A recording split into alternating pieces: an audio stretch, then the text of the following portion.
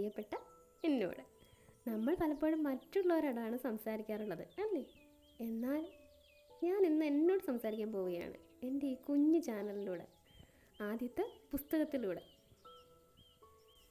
Hello കൂട്ടുകാരെ, ഞാൻ ആമി. ഒരുപാട് നാളത്തെ ആഗ്രഹമായിരുന്നു ഒരു ബുക്ക് ക്ലബ്ബ് തുടങ്ങണം എന്നത്. അങ്ങനെ ഇതാ ഇന്ന് Kerala book club by Aami ഔദ്യോഗികമായി തുടങ്ങുകയാണ്.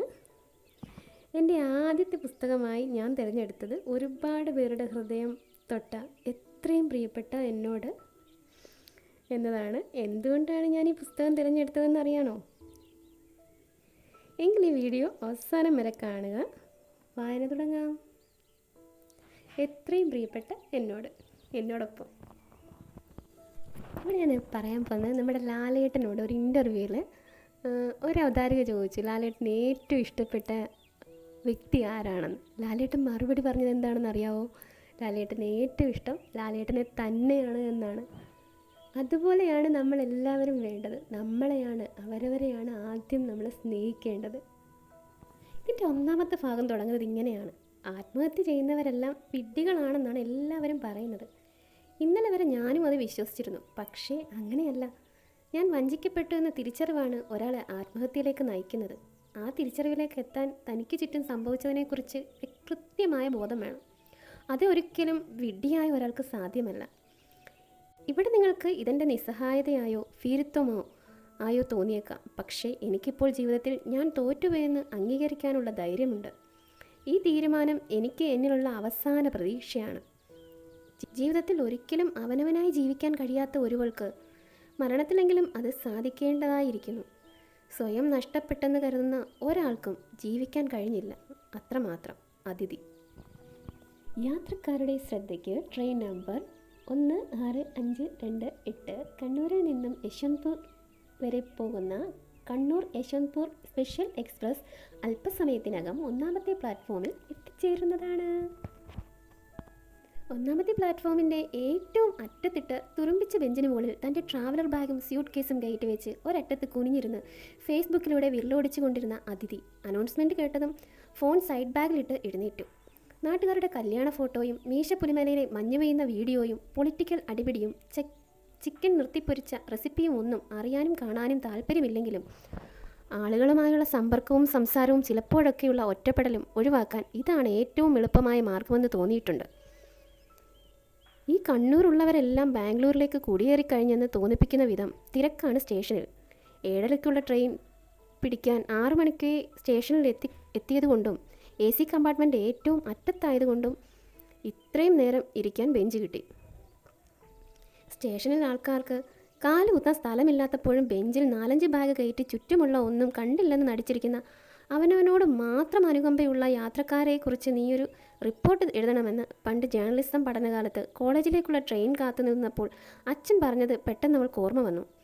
അന്ന് വലിയ കാര്യത്തിൽ അതിനൊക്കെ തലയാട്ടിയെങ്കിലും ഇപ്പോഴിതാ അച്ഛൻ്റെ കണ്ണിലെ ആ യാത്രക്കാരിൽ ഒരാളായി താനും മാറിയതോർത്ത് അവൾക്ക് വിഷമം തോന്നി.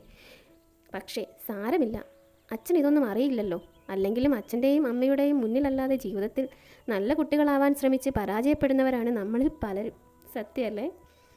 ദൂരെ നിന്നും ട്രെയിൻ വരുന്നത് കണ്ടപ്പോൾ അവൾ ട്രാവലർ ബാഗ് തോളിലിട്ട് ചെറുതായി തേഞ്ഞു തുടങ്ങിയ നീല സ്യൂട്ട് കേസിൻ്റെ ചക്രങ്ങൾ നിലത്തുരച്ച് മുന്നോട്ട് നടന്നു. കയറേണ്ട ബോഗിയും സീറ്റ് നമ്പറും എല്ലാം ഓർമ്മയിൽ ഉണ്ടായിരുന്നെങ്കിലും ഒന്നുകൂടി ഉറപ്പിക്കാനായി അവൾ ബാഗിൽ നിന്നും ഫോൺ എടുത്ത് ടിക്കറ്റ് പരിശോധിച്ചു. PNR 8447 23 20 36, TRN 16 52 8, DOJ 0402 2017, AC. പിന്നെ അതിഥി ശ്രീനിവാസൻ 3, ഏജ് 22. പ്ലാറ്റ്ഫോമിന് മുന്നിലെ ബോർഡിൽ കോച്ച് പൊസിഷൻ 18 എന്ന് എഴുതിയാലും ട്രെയിൻ കൃത്യമായി അവിടെ വന്ന് നിൽക്കില്ല എന്നുറപ്പുള്ളത് കൊണ്ട് അവൾ ബാഗും വലിച്ച് അല്പം മുന്നോട്ട് നടന്നു. യാത്ര പോകുമ്പോൾ ജീൻസും ടീഷർട്ടും തന്നെയാണ് അവൾ സ്ഥിരമായി ഇടാറുള്ളത്. സത്യത്തിൽ അതിനേക്കാൾ കംഫർട്ടായി എന്തെങ്കിലും വസ്ത്രം സ്ത്രീകൾക്ക് വേറെയുണ്ടോ എന്ന് സംശയമാണ്. ഫ്ലൈറ്റിലെയും ട്രെയിനിലെയും AC റിസർവ് ചെയ്ത സീറ്റുകളിൽ ആരും വന്നിരിക്കില്ല എന്നറിയാമെങ്കിലും കയറാൻ നേരം മലയാളികൾക്ക് എന്തോ ഒരു വ്യഗ്രതയാണ്. പതിയെ കയറാമെന്നൊക്കെ എത്ര മനസ്സ് കരുതിയാലും ആദ്യം വണ്ടിക്കുള്ളിൽ കയറിയില്ലെങ്കിൽ എന്തോ ഒരു അസ്വസ്ഥതയാണ്. ലോവർ ബർത്ത് ആയതുകൊണ്ട് താഴെ അഴിച്ചിട്ട് ചെരുപ്പ് കാണാതാകുമോ എന്ന പേടി വേണ്ട. അതുപോലെ ഏന്തി വലിഞ്ഞ് മുകളിൽ കയറേണ്ട എന്നത് ഒരു അനുഗ്രഹമാണ്. പക്ഷേ രാവിലെ മേലെയുള്ള ബർത്തിലെ ആൾ എണീക്കാതെ നടു നിവർത്തിയിരിക്കാൻ കഴിയില്ല എന്നുള്ളത് എന്നുള്ളതാണ് ഒരേ ഒരു പ്രശ്നം. ബാഗുകൾ സീറ്റിനടിയിൽ വെച്ച് അതിഥി ഫോണും ഹെഡ്സെറ്റും വായിച്ചു തീരാറായ അഷിതയുടെ ബുക്കും കയ്യിലെടുത്ത് സീറ്റിലിരുന്നു. ട്രെയിൻ പതിയെ സ്റ്റേഷൻ വിട്ടപ്പോൾ അവൾക്ക് അച്ഛനെ ഓർമ്മ വന്നു. ഡിഗ്രി കാലം മുതൽ എപ്പോഴും കോളേജിലേക്കുള്ള ട്രെയിൻ കയറ്റാൻ രാവിലെ അച്ഛൻ കൂടെ വരും. ട്രെയിൻ എടുക്കാൻ നേരം പോക്കറ്റിൽ നിന്നും ചുരുട്ടിയ 100 രൂപ നോട്ടുകൾ കയ്യിൽ വെച്ച് കണ്ണിൽ നിന്ന് അകലുന്നത് വരെ കൈ വീശുന്ന അച്ഛനെ കാണുമ്പോൾ എന്തോ ഒരു സങ്കടമാണ്. അവരറിയാതെ ചെയ്തു കൂട്ടിയ തെറ്റുകളൊക്കെ പെട്ടെന്ന് ഓർമ്മ വരും. ചിലപ്പോൾ കുറ്റബോധം കൊണ്ട് കണ്ണു നിറയും. ജോലിക്ക് വേണ്ടി ആയതുകൊണ്ടാകാം ഇന്നിപ്പോൾ ബാംഗ്ലൂരിലേക്കുള്ള ട്രെയിൻ കയറ്റാൻ ആരും വന്നില്ല. ഒറ്റയ്ക്ക് യാത്ര ചെയ്ത് ശീലമായതുകൊണ്ടാകാം മറ്റു നഗരങ്ങളിൽ പോയി ജോലി ചെയ്യുമ്പോൾ തന്നിട്ടുള്ള പതിവ് ഉപദേശങ്ങളോടൊപ്പം ഭക്ഷണവും വെള്ളവും പാക്ക് ചെയ്ത വീട്ടുകാർ ഉത്തരവാദിത്തം ഒഴിഞ്ഞു. അല്ലെങ്കിലും ഇത് തന്നെയാണ് നല്ലത്. ഇഷ്ടമുള്ളവരെ എപ്പോഴും ഒരുപാട് ചേർത്ത് നിർത്തുമ്പോൾ നമ്മുടെ ചില ഇഷ്ടങ്ങളൊക്കെ നഷ്ടപ്പെടുത്തേണ്ടി വരും. വിൻഡോയിൽ കയ്യൂന്നി അതിഥി കമ്പാർട്ട്മെൻറ്റിലൂടെ കണ്ണോടിച്ചു. ഇന്ന് രാത്രി മുഴുവൻ യാത്ര ചെയ്യേണ്ടത് ഇവർക്കൊപ്പമാണ്. സ്ത്രീകൾ ആരെങ്കിലും ഒപ്പമുണ്ടോ എന്നാണ് ആദ്യം നോക്കിയത്. സമാധാനമായി കണ്ണടയ്ക്കണമെങ്കിൽ ഒരു ഉറപ്പ് വേണം. ആണുങ്ങൾക്ക് ഈ നാട്ടിൽ പ്രത്യേകിച്ച് പ്രിവിലേജ് ഒന്നുമില്ലെന്ന് പറഞ്ഞു നടക്കുന്നവർക്ക് അറിയണ്ടല്ലോ, ഒരു പെൺകുട്ടിക്ക് രാത്രി ട്രെയിനിൽ സ്വസ്ഥമായി യാത്ര ചെയ്യണമെങ്കിൽ അടുത്തെവിടെയെങ്കിലും ഒരു സ്ത്രീ കൂടെ ഉണ്ടെന്ന ഉറപ്പ് വേണമെന്ന്.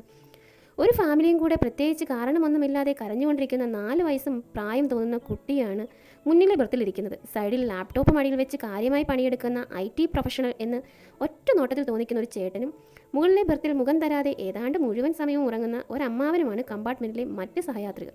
അല്ലെങ്കിലും ഗിറ്റാറും പിടിച്ച് ട്രെയിനിൽ കയറി പാട്ട് പാടുന്ന വാരണവാരത്തിലെ സൂര്യയെയും അപ്രതീക്ഷിതമായി കണ്ടുമുട്ടുന്ന ചുള്ളൻ പയ്യന്മാരെയും സിനിമയിൽ മാത്രമേ കാണാൻ കഴിയൂ. ഈ കൊച്ചൊന്ന് കരയാതിരുന്നെങ്കിൽ കയ്യിലിരിക്കുന്ന പുസ്തകമെങ്കിലും വായിച്ചു തീർക്കാമായിരുന്നു. മുഖം കനപ്പിച്ച് അവൾ പുസ്തകം മടക്കി വെച്ചപ്പോഴേക്കും ഫോണിൽ അമ്മയുടെ വിളിയെത്തി. തൊട്ടടുത്തുള്ള യാത്രക്കാരുടെ വിവരങ്ങളെല്ലാം ചോദിച്ച് മനസ്സിലാക്കി കൂടെ സ്ത്രീകളുണ്ടെന്ന് വെച്ച് ബോധം കെട്ടുറങ്ങരുതെന്ന ഉപദേശവും നൽകി അമ്മ ഫോൺ വെച്ചു. 2ാമത്തെ ജോലിക്കുള്ള യാത്രയാണിത്. 1 വർഷം പോലും തികയ്ക്കാതെ ആദ്യത്തെ ജോലി ഉപേക്ഷിച്ചാൽ കരിയറിൽ വലിയ ബ്ലാക്ക് മാർക്ക് ആവുമെന്നൊക്കെ പലരും ഉപദേശിച്ചിരുന്നു. എന്നാൽ അതെല്ലാം കണ്ടില്ലെന്ന് നടിച്ച് പുതിയ ജോബ് ഓഫറിലെ വലിയ അക്കങ്ങൾ കണ്ടതും ഡൽഹിയിൽ നിന്നും ബാഗും പാക്ക് ചെയ്ത് ഇറങ്ങിയതാണ്. പുതിയ കമ്പനിയിലെ ജോലി എന്താണെന്നോ അവിടുത്തെ ജീവിതം എങ്ങനെയാകുമെന്നോ എന്നൊന്നും ഒരു പിടിയുമില്ല. ഡൽഹി പോലുള്ള ഒരു സിറ്റിയിൽ 16,000 രൂപ കൊണ്ട് ഒരു മാസം തള്ളി നീക്കുക എളുപ്പമല്ലെന്ന തിരിച്ചറിവ് കുറച്ചു കാലം കൊണ്ട് ഉണ്ടായിട്ടുണ്ട്. 9 മണി ആയപ്പോഴേക്കും ട്രെയിനിൽ ഭക്ഷണത്തിൻ്റെ മണമടിച്ചു തുടങ്ങി. വീട്ടിൽ വെക്കുമ്പോൾ ഈ ചോറും കറിയും ഒന്നും തിരിഞ്ഞു നോക്കില്ലെങ്കിൽ പോലും പുറത്തെവിടെയെങ്കിലും പോകുമ്പോൾ വാട്ടിയ വാഴയിലിൽ പൊതിഞ്ഞു കെട്ടിയ ഒരു ചമ്മന്തിയും ചോറും തന്നാൽ പോലും അതിനൊടുക്കത്തെ രുചിയാണ്. പക്ഷേ രാത്രി ചോറ് കഴിക്കുന്ന ശീലം പണ്ടേ ഇല്ലാത്തതുകൊണ്ട് പ്ലാസ്റ്റിക് ഡബ്ബയിൽ അമ്മ തന്നുവിട്ട ഉപ്പുമാവ് പകുതി കഴിച്ചു. വല്ലതും കുത്തിക്കുറിക്കാൻ ഡയറി കയ്യിലെടുത്തപ്പോഴേക്കും എല്ലാവരും ലൈറ്റ് ഓഫ് ചെയ്ത് ഉറക്കം തുടങ്ങി. 5 മണിക്കാണ് ട്രെയിൻ ബാംഗ്ലൂർ എത്തുന്നത്. അവിടെ പിക്ക് ചെയ്യാൻ അച്ഛൻ്റെ ബന്ധു വരാമെന്ന് പറഞ്ഞിട്ടുണ്ട്. 4:30 അലാറം വെച്ച് ഫോണും പേഴ്സുമുള്ള ബാഗും നെഞ്ചോടടുപ്പിച്ച് ട്രെയിനിൻ്റെ താളം ആസ്വദിച്ച് അവൾ ഉറങ്ങാൻ കിടന്നു. ഇത്രയുമാണ് 1ാമത്തെ ഭാഗത്തിൽ. ഒരു ട്രെയിൻ യാത്ര ചെയ്ത ഒരു ഫീലിങ്സ് ഉണ്ടല്ലേ. നമ്മുടെ ഹീറോയിനാണെങ്കിൽ ഇനി അടുത്ത സ്റ്റേഷനിലെത്തുമോ, അതോ നമ്മുടെ അതിനകത്ത് ഒരു IT പ്രൊഫഷണൽ ചേട്ടൻ്റെ കാര്യം പറയുന്നുണ്ട്. ഇനി ആ ചേട്ടനാണോ ഹീറോ, ഇനി ആ ട്രെയിൻ എന്തെങ്കിലും രാത്രിയിലും നടക്കുമോ എന്നൊക്കെ അല്ലേ. നിങ്ങളുടെ നിഗമനങ്ങൾ എന്തായാലും കമൻറ്റ് ബോക്സിൽ ടൈപ്പ് ചെയ്യാം.